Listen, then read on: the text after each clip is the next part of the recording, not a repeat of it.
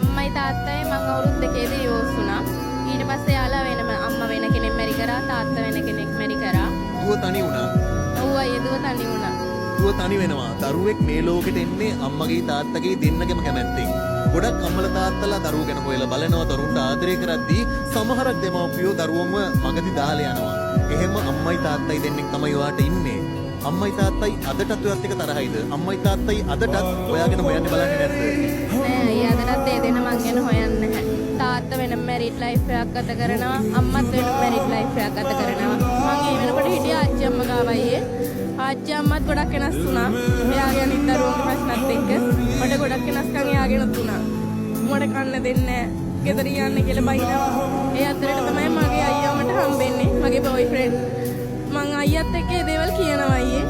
අයියටත් ඉවසගෙන ඉන්න බැරි වුණා. අයියාගේ තාත්තා නැහැ. ඒ නිසා එයාත් දන්නවා එහෙම වුණාම ගොඩක් දුක කොහොමද කියලා. අයියා මාත් එක්ක හැමදාම කතා කරනවා. එහෙම ඉවසගෙන ඉන්න බැරි තැන අයියා කිව්වා ඔයා එන්න කියලා මාත් එක්ක යන්න. ඉතින් අයියා අච්චම්මගේ අනස්තන් එක්ක මම තීරණයක් අරගත්තා. මම අයියත් එක්ක යන්න තීරණය කරා. මම අයියට කතා කරා. අපි දෙන්න කතාවද බැලුවා. අපි දෙන්න ගියා ඊට පස්සේ අච්චම්මලගෙන්. ඉතින් එතනින් එහාට තමයි අයියා මගේ ජීවිතේ හරියන්න ගත්තේ. එයා මට ගොඩක් ආදරේ. දැනටත් එයාත් එක්ක සතුටින් ඉන්නවා අපි දෙන්න.